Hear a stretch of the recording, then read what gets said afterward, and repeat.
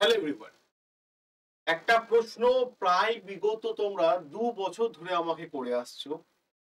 তো বিভিন্ন সময় হয়তো উত্তর দেওয়া হয়ে থাকে, আর কখনো হয়তো উত্তর না দেওয়া হয়ে থাকে। বেশিরভাগ টাইমে উত্তর না দেওয়াটাই হয়ে থাকে। স্যার, আপনি কিভাবে ইতিহাস বা আপনি ইতিহাসকে কিভাবে দেখতেন, যদি আপনার স্ট্র্যাটেজিটা শেয়ার করেন। দেখো, যে স্ট্র্যাটেজিটা আমি বলবো এই মুহূর্তে, সেটা সম্পূর্ণ কিন্তু আমার স্ট্র্যাটেজিটা তোমরা তোমাদের ক্ষেত্রে ইউটিলাইজ করতে চাও, কারণ প্রত্যেকটা মানুষের নিজস্ব একটা স্ট্র্যাটেজি হওয়া দরকার এবং প্রত্যেকটা মানুষের নিজস্ব একটা ওয়েতে চলা দরকার। তো আমার যে স্ট্র্যাটেজি বলবো, সেই স্ট্র্যাটেজিটা শুধুমাত্র আমার জন্য কাজে লেগেছিল। তুমি তোমার জন্য কাজে লাগাও, এটা শোনো এবং তোমার জন্য কাজে লাগাও। দেখো, প্রথমত একটা কথা মাথা থেকে বের করতে হবে। ছোটবেলা থেকে আমাদের মাথার মধ্যে ঢোকানো হয় যে ইতিহাস মানে মুখস্থ করার জিনিস। খাতা ভর্তি বা নোট ভর্তি নোট তোমাকে দিয়ে দেওয়া হলো, যাও এটা তুমি মুখস্থ। না, এইটা কখনো ইতিহাস, এটা কখনো ইতিহাস হতে পারে না, কখনোই ইতিহাস হতে পারে না, কোনোদিনও ইতিহাস হতে পারে। ইতিহাস মানে হচ্ছে ভালোবাসার জিনিস, ভালো লাগার জিনিস। যাদের মনের মধ্যে প্রশ্ন জাগে, স্যার আমি ইতিহাসকে খুব ভয় পাই, আমার ক্লাসগুলো করেছিও, ইতিহাসে ভয় থাকবে না। আমি মনে করি থাকবে, হয়তো থাকতেও পারে, সেক্ষেত্রে আমি ব্যর্থ হতে পারি, বাট আশা করছি থাকবে। ইতিহাস মানে এই প্রশ্নটা মাথা থেকে ছুঁড়ে ফেলে দাও, মুখস্থ না, মুখস্থ জিনিসটা বোঝো। যখন ইতিহাস পড়বে, এই উদ্দেশ্য নিয়ে পড়বে যে আজকে কোনো রাজার ঘটনা জান, আজকে কোনো মানুষের জীবনী জান, আজকে আমি ব্রিটিশদের সাথে লড়াই করা জান, আজকে এই যে ঘটনাটা হয়েছে, কোমাগাতা মারু যে অ্যাক্সিডেন্টটা হয়েছে, এটা কেন হয়েছে আমি জানি, গদর পার্টি কি সেটা জানি, ভারত ছাড়ো আন্দোলন কি আমি জানি, সিরাজদৌল্লা পলাশির যুদ্ধে কেন হেরে গেল আমি জানবোই তো, অ্যাংলো মহীশূর যুদ্ধে টিপু সুলতানের পরাজয় কিভাবে হয়েছে, কে ছিল এই লোকটা টিপু সুলতান আমি জানি, প্রথম চন্দ্রগুপ্ত, কেন প্রথম চন্দ্রগুপ্তকে গুপ্ত বংশের প্রকৃত প্রতিষ্ঠাতা বলা হয়ে থাকে, তার আগে তো আছে তার আগে তো আছে ঘটোৎকচ, তার আগে আছে শ্রীগুপ্ত, এদেরকে কেন বলা হয়ে থাকে, এই উদ্দেশ্যটা আগে নিজের মাথার মধ্যে সেট কর। যে আজকে নতুন কোনো ঘটনা জানবো, নতুন কোনো ঘটনা শুনবো। দেখো, আমরা অনেকেই পেপার পড়ি না, কিন্তু যদি হাতের কাছে পেপারটা থাকে, তো ইচ্ছে হয় যেন একটা পেপারটা পড়ি, দেখি না কি লেখা আছে, তার মানে কি, ওই ঘটনাটা আমার শোনার খুব ইচ্ছে আছে। তাহলে যখন ওই ঘটনাটা শোনার ইচ্ছে আছে, তাহলে তোমার মনের মধ্যে ভয়টা কোন অ্যাঙ্গেল থেকে আসছে, ইতিহাস মানে আমাকে মুখস্থ করতে হবে, ঘটনাটা জানো না, ঘটনাটা জানো না। যদি কোনো কাহানি জেনে নাও বা কোনো ঘটনা জেনে নাও, তাহলে দেখো তোমার মনে রাখতে সুবিধা হবে। হ্যাঁ, মানছি কিছু সাল আছে, কিছু সাল আছে যেগুলো তোমাকে খুব কষ্ট দেবে, সে রাস্তাও আমি বলে দেবো কিভাবে আমি সালগুলোকে নিজের আয়ত্তের মধ্যে এনেছি। তাহলে একটা বেসিক বিষয় তোমাদের মাথার মধ্যে ঢুকেছে। হ্যাঁ, তাহলে সর্বপ্রথম মাথায় রাখতে হবে, ইতিহাস যেটা আমি পড়ছি বা ইতিহাস যে বিষয়টা আমি জানছি, এই বিষয়টা ভয় পাওয়ার কোনো জায়গা নেই। হয় জিনিসটা সেক্ষেত্রে কাজে নেই, হয় এই জিনিসটা সর্বপ্রথম কাটিয়ে, হয় কিসে। দেখো, আমরা সবাই ইতিহাসকে ভালোবাসি। অনেকে বলবে স্যার আমি তো ভালোবাসি না, দেখো তুমিও ভালোবাসো। কিভাবে বলো তো? ব্যাপারটা হচ্ছে, ছোটবেলায় তুমি যখন বদমাশি করতে, ঘুমাতে না, তোমার সামনে তখন মা ঠাকুমারা কোনো একটা বানানো কাহানি তোমার সামনে প্রেজেন্ট করতো, শোনাতো, শুনতে শুনতে ভালোবেসে ঘুমিয়ে যেতে, তাই না?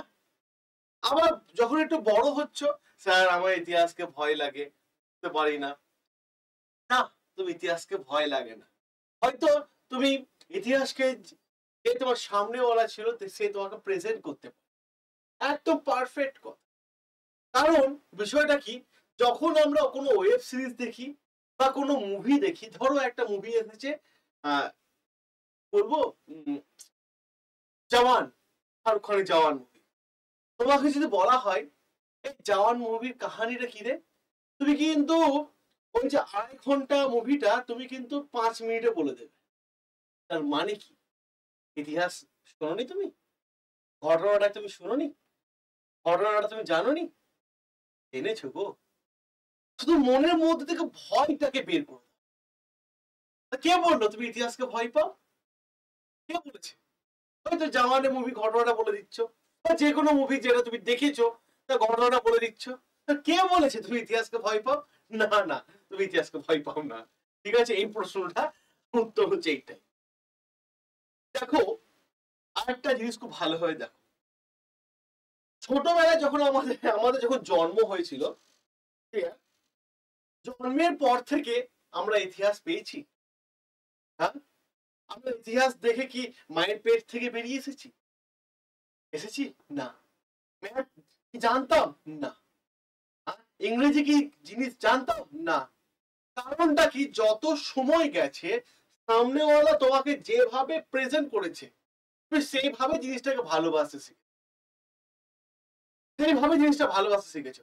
ম্যাথ খুব টাফ জিনিস, হ্যাঁ, তোমাকে যিনি পড়িয়েছেন তোমাকে ম্যাথটাকে এমন সহজ ভাবে করে দিচ্ছে, স্যার আমার ম্যাথ খুব ভালো লাগে, স্যার আমার সায়েন্স পড়তে খুব ভালো লাগে, স্যার আমার কি বলে জিওগ্রাফি পড়তে ভালো লাগে, স্যার ইতিহাস ভালো লাগে না। কারণটা কি, দোষটা তোমার না, প্র্যাকটিক্যাল মাইন্ডে বোঝো, দোষটা তোমার না, দোষটা তোমার না।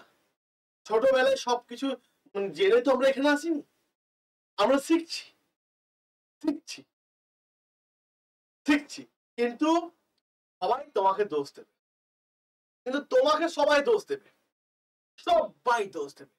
আমার ছেলেটা না অঙ্কে খুব, হ্যাঁ তুই তো জিওগ্রাফিতে খুব কাঁচা রে, এ তো ইংরেজি ভালো জানে না। কিন্তু তোমার পেছনের কাহানিটা, তোমার পেছনে ঘটনাটা, পেছনের জার্নিটা কেউ জানলো না। তুমি কেন কাঁচা, তুমি কেন কাঁচা সেই বিষয়টা কেউ জানলো না। শুধু তোমাকে বলে দেবো যে ইংরেজি ভালো জানে না, জিওগ্রাফি ভালো জানে না, ম্যাথ তো করতেই পারে না। কেন পারে না, এই প্রশ্নটা করছে তোমাকে, তাকে জিজ্ঞেস করো আমি কেন পারি, তাকে গিয়ে জিজ্ঞেস করো আমি কেন পারি না, উত্তরটা তার কাছেও নেই।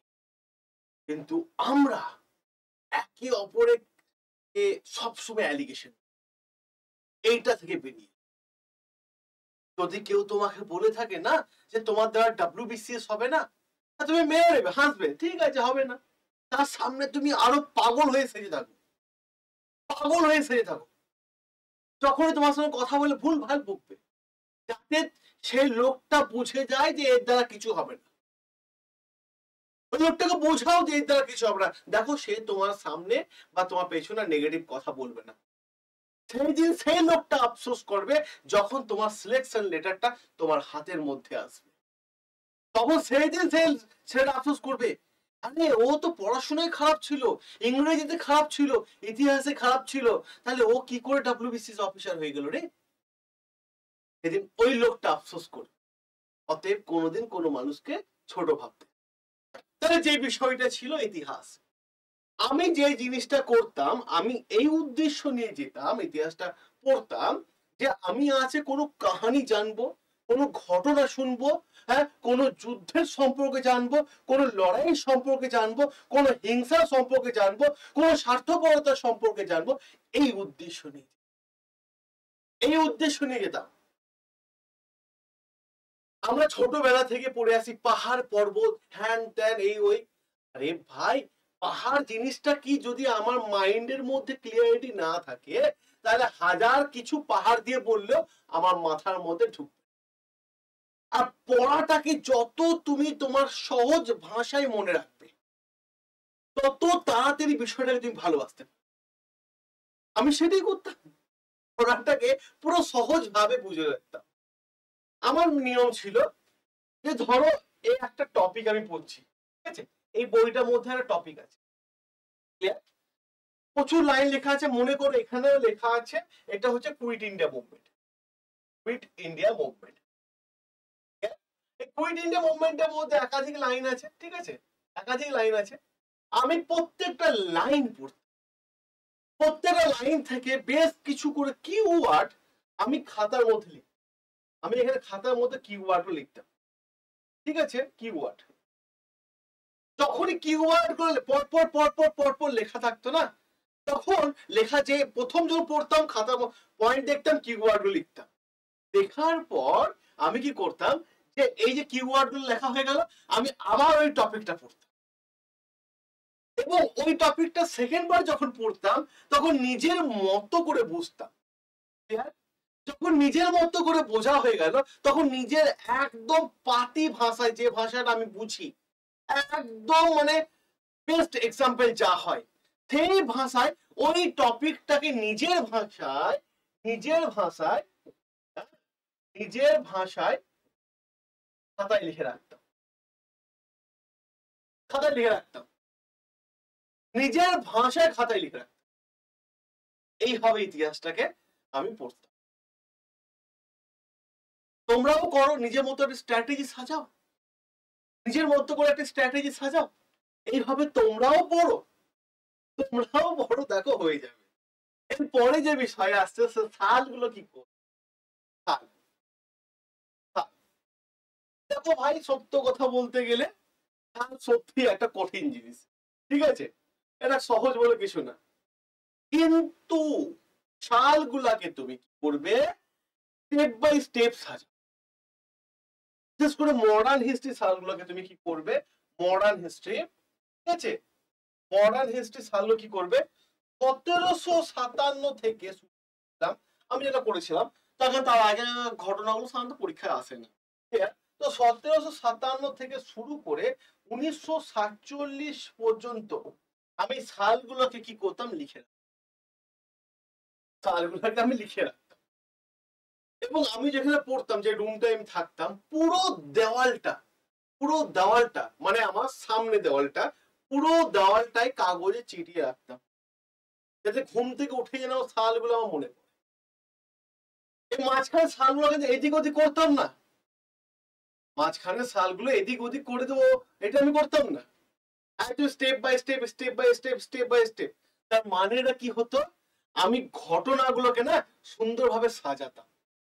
আমি কখনো সুরাট স্প্লিট পড়ার পর আমি কখনো চলে যাইনি অসহযোগ আন্দোলন, না, আমি কখনো এরকম করতাম না। সুরাট স্প্লিট পড়ে দিলাম 1907, তারপর আমি 1920 অসহযোগে চলে যাব, এটা হবে না। তাহলে মাঝখানে ঘটনাগুলো কি হলো, মাঝখানের ঘটনাগুলো কি হলো, কোথায় গেল, তাহলে তুমি বুঝতে পারবে না ইতিহাস। ইতিহাসকে খেলো step by step, step by step, step by step. যেমন ধরো সুলতানি যুগ, সিলেট ডাইনেস্টি পড়লে, দাস বংশ পড়লে, দাস বংশ পড়ার পর খলজি বংশ না পড়ে তুমি যদি ডাইরেক্ট তুগলক বংশে চলে যাও, তাহলে তুমি বুঝতে পারবে না। স্টেপ বাই স্টেপ যেতে হবে। তুগলক বংশ চলে গেলে, দাস বংশ পড়ার পর তুগলক বংশ চলে গেল, মাঝখানে খলজি বংশ পড়লে না। তাহলে এই যে গিয়াসউদ্দিন তুগলক, গিয়াসউদ্দিন তুগলক, আলাউদ্দিন খলজি এই গিয়াসউদ্দিন তুগলককে কোন কাজে লাগিয়েছিল, জালালউদ্দিন খলজি কোন কাজে লাগিয়েছিল, বলবন গিয়াসউদ্দিন তুগলককে কোথাকার গভর্নর করেছিল। এই যে ঘটনাগুলো লিঙ্ক, এই লিঙ্কটাকে ধরতে হবে।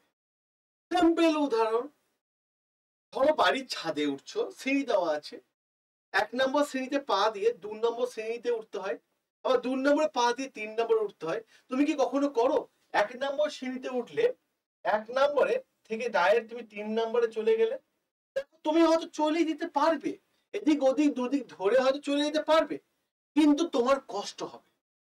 কিন্তু তুমি যদি স্টেপ বাই স্টেপ যাও, দেখো তোমার কাছে পুরো জিনিসটা সহজ হয়ে যাবে। আমি ইতিহাস এইভাবে পড়তাম। ধৈর্য রাখ। তুমি কখনো মানে ল্যাটার বৈদিক যুগ না পড়ে মৌর্য বংশে যেতে পারো না। আর মৌর্য বংশ পড়ার আগে বুদ্ধিজম না পড়ে মৌর্য বংশ যেতে পারো না। এই ভুলটাই তোমাদের ছেলে মেয়েদের মধ্যে বেশি হয়, আর এই জন্যই মনে হয় ইতিহাস আমার কাছে কঠিন। এই জন্যই মনে হয় ইতিহাস আমার কাছে কঠিন। না, ইতিহাস তোমার কাছে কঠিন না, কারণ কঠিনটা তুমি বানিয়েছো। অতএব সহজ বানানোর দায়িত্ব তোমার। ক্লিয়ার? সহজ বানানোর দায়িত্ব তোমার। বোঝা গেছে? এইটাই ছিল আমার বক্তব্য। আমি এইভাবেই পড়াশোনা এইভাবেই পড়তাম। আর সব থেকে ভালো জিনিস যেটা হয়, কোনো গাইডেন্স নাও এবং বই পড়ো, আর কিচ্ছু না। এইটাই ছিল আমার আজকে, এটার জন্য আমার কথা। যদি ভালো লেগে থাকে, যদি মনে হয় কিছু শিখেছো, তাহলে অবশ্যই লাইক করো। কেমন লাগলো এই বিষয়টা কমেন্ট করে আমাকে অবশ্যই জানাও। ভালো লাগলে শেয়ার করো, আর আমাদের চ্যানেল নতুন হয়ে থাকলে অবশ্যই সাবস্ক্রাইব করো। আড্ডা 24/7 WBCS টপার রহমান স্যার সব সময় তোমাদের সাথে।